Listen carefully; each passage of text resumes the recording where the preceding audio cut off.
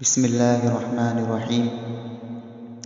حضرت ابو درداء رضی اللہ عنہ سے مروی ہے، جب ان کی وفات کا وقت آیا تو انہوں نے کہا، میں تمہیں ایک حدیث سناتا ہوں جو میں نے رسول اللہ صلی اللہ علیہ وسلم سے سنی ہے۔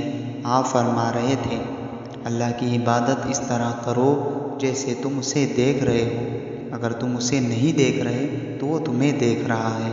اپنے آپ کو مردوں میں شمار کرو، مظلوم کی بد دعا سے بچو، کیونکہ مظلوم کی دعا قبول کی جاتی ہے۔ اور تم میں سے جو اس بات کی طاقت رکھے کہ وہ عشاء اور فجر کی دونوں نمازوں میں حاضر ہو، اگرچہ گھٹنوں کے بل ہی کیوں نہ ہو، تو وہ ایسا کرے۔ حضرت محمود بن لبیس سے مروی ہے کہ رسول اللہ صلی اللہ علیہ وسلم نے فرمایا، مجھے تم پر سب سے زیادہ شرک اصغر کا خوف ہے۔ لوگوں نے کہا، اے اللہ کے رسول، شرک اصغر کیا ہے؟ آپ صلی اللہ علیہ وسلم نے فرمایا، ریاکاری۔ اللہ عز و جل قیامت کے دن لوگوں کو بدلہ دے گا تو ریاکاروں سے فرمائے گا، دنیا میں جن لوگوں کو دکھایا کرتے تھے ان کے پاس چلے جاؤ، دیکھو کیا تمہیں ان کے پاس کچھ بدلہ ملتا ہے۔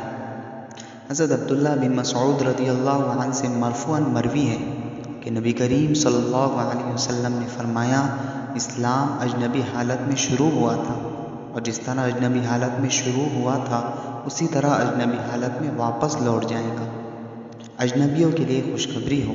پوچھا گیا، اللہ کے رسول، یہ کون لوگ ہیں؟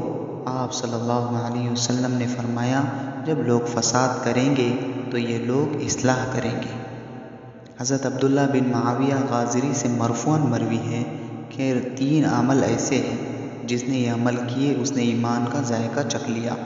جس شخص نے اللہ وحدہ کی عبادت کی اور یہ اللہ کے علاوہ کوئی معبود برحق نہیں، اور خوش دلی سے اپنے مال کی زکوٰۃ دی، ہر سال اس پر کاربند رہا، زکوٰۃ میں نہ بوڑھا جانور دیا نہ لاکر، نہ مریض دیا نہ ہی حقیر جانور دیا، لیکن درمیانی درجے کے مال سے دیا، کیونکہ اللہ تعالیٰ تمہارا بہترین مال نہیں مانگتا، نہ تمہیں برے مال دینے کا حکم دیتا ہے۔